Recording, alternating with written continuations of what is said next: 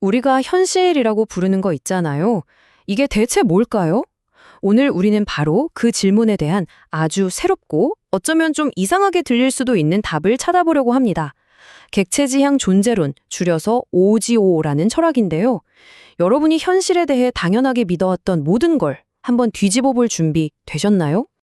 과학자들은 오랫동안 일종의 성배를 찾아 헤맸습니다. 바로 우주의 모든 걸 단 하나의 아름다운 이론으로 설명하려는 만물 이론이죠. 물리학자 브라이언 그린의 말처럼 그 가장 강력한 후보가 바로 끈 이론이었고요. 정말 멋진 꿈이죠. 근데요, 여기서 잠깐만요. 만약 이 대단한 만물 이론이라는 게 원자나 별 같은 건 완벽하게 설명하는데 우리가 사랑하는 소설 속 주인공이나 우리가 다니는 회사 아니면 사랑이라는 감정 자체에 대해선 아무 말도 못한다면요? 그래도 이걸 만물 이론이라고 부를 수 있을까요? 자, 우호가 가장 먼저 정면으로 부딪히는 우리의 고정관념은 바로 이겁니다. 진짜는 손에 잡히는 것뿐이다. 그러니까 현실은 오직 물리적인 것들로만 이루어져 있다는 아주 오래된 믿음 말이에요. 이 단단한 믿음에 한번 균열을 내볼까요? 그러기 위해서 역사 속으로 잠시 여행을 떠나보죠. 오늘의 주인공은 한때 세계를 지배했던 거대한 기업, 바로 네덜란드 동인도 회사입니다. 이 회사는요, 무려 193년 동안이나 존재했어요. 웬만한 나라가 생기고 사라지는 시간 동안 이 회사는 유럽과 아시아를 잇는 거대한 제국이나 다름없었죠. 그러니까 분명히 존재했던 실체예요. 그럼 제가 질문 하나 던져볼게요. 이 엄청난 회사는 대체 어디에 있었을까요? 암스테르담 돈사 건물에? 아니면 바다를 누비던 수많은 배 안에? 글쎄요, 200년 가까운 시간 동안 직원도, 배도, 건물도 전부 다 바뀌었지만 네덜란드 동인도 회사는 그대로였잖아요. 이 회사는 그냥 물리적인 부품들의 합이 아니었던 거예요. 눈에 보이지는 않지만 분명히 실제했던 하나의 거대한 객체였던 거죠. 자, 두 번째로 깨부술 생각은 뭐냐면요. 일종의 레고 블록 이론이에요. 어떤 걸 제대로 알려면 그걸 가장 작은 조각으로 다 분해해보면 된다는 생각. 과학에서는 이걸 좀 어려운 말로 환원주의라고 부르죠. 이 개념도 아주 쉬운 예를 들어볼게요. 여기 두 명의 소년이 있어요. 그냥 친구일 수도 있고 형제일 수도 있겠죠. 그런데 여기에 딱 한 명이 더해져서 세 명이 모이잖아요. 그럼 뭔가 분위기가 달라지기 시작해요.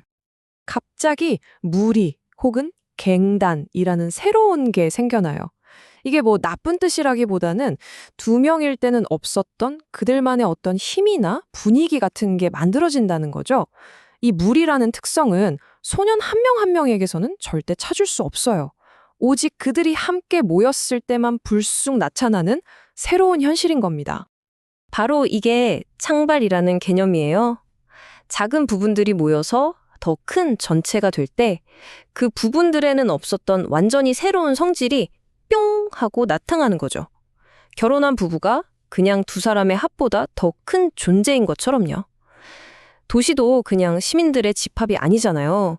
그러니까 더 큰 객체들은 그 자체로 독립적인 현실을 갖는다는 뜻입니다.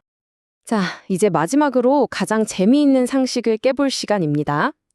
이야기는 그냥 이야기일 뿐이다라는 생각. 셜록 홈즈나 해리포터는 현실에 없으니까 당연히 만물이론 같은 데서 다룰 필요도 없다는 생각 말이에요. 근데 한번 생각해 보세요. 아무리 완벽한 끈 이론이 세상을 설명한다고 해도 그 이론이 셜록 홈즈라는 존재에 대해서는 단 한 글자도 말해줄 수 없을 거예요. 왜냐하면 셜록 홈즈는 원자나 끈으로 만들어진 게 아니니까요.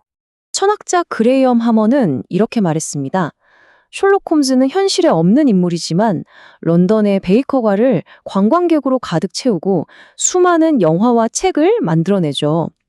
이렇게 현실 세계에 강력한 영향을 미치는 존재를 없는 셈 치고서 과연 만물을 다 설명했다고 할 수 있을까요? 지금까지 우리는 기존의 생각 세 가지를 무너뜨려 봤습니다. 이제 그 폐허 위에서 객체지향 존재론이라는 새로운 세계관을 한번 세워볼 시간이에요. 오해의 핵심은 의외로 간단해요. 세상 모든 것이 객체라는 겁니다. 그리고 그 모든 객체는 우리 인간이 그걸 알던 모르던, 그게 물리적이던 아니던 다 똑같은 자격으로 존재한다는 거예요. 인간 중심적인 생각에서 벗어나서 사물 그 자체의 입장에서 세상을 보자는 거죠. 그럼 555가 말하는 객체가 대체 뭘까요? 딱 두 가지만 기억하시면 돼요. 첫째, 객체는 자기 부품들을 합친 것보다 더 큽니다. 아까 봤던 네덜란드 동인도 회사를 떠올리면 쉽죠. 둘째, 객체는 자기가 겉으로 드러내는 모습보다 더 깊습니다. 빙산을 생각해 보세요. 우리가 보는 건 물 위에 떠 있는 작은 일부일 뿐이잖아요. 그 밑에는 훨씬 거대하고 신비로운 본체가 숨어 있는 것처럼 모든 객체는 우리가 결코 완전히 알 수 없는 자기만의 비밀스러운 현실을 가지고 있다는 뜻이에요. 이 두 가지 원칙을 안경처럼 딱 쓰고 세상을 다시 보면 정말 놀라운 풍경이 펼쳐집니다. 모든 것이 동등한 자격으로 존재하는 아주 평평하고 민주적인 객체들의 세계가 보이는 거죠. 자, 한번 보세요. 세상에서 가장 작은 입자인 쿼크, 거대한 허리케인, 우리가 느끼는 빨간색이라는 감각, 네덜란드 동인도 회사, 소설 속 인물인 셜록 홈즈, 그리고 유럽연합이나 한 쌍의 부부까지. 온톨로지의 세계에서는 이 모든 게 그 어떤 위아래도 없이 동등하게 실제하는 객체들입니다. 정말 놀랍지 않나요? 그러니까 핵심은 바로 이거예요. 555는 평평한 존재론을 이야기합니다.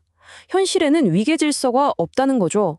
원자가 회사보다 더 진짜라거나 물리법칙이 사회 제도보다 더 근본적이라는 생각은 이제 버려야 한다는 거예요. 모든 것이 그저 서로 관계를 맺고 있는 객체일 뿐이니까요. 이 이야기를 마치면서 마지막으로 질문 하나 던져볼게요. 만약 여러분이 지금 손에 들고 있는 스마트폰, 앉아있는 이 의자, 심지어 나 자신이라는 이 객체조차도 우리가 결코 완전히 파악할 수 없는 깊고 비밀스러운 현실을 품고 있다면 어떨까요? 지금 이 순간 우리 주위에는 과연 어떤 숨겨진 세계들이 조용히 존재하고 있을까요?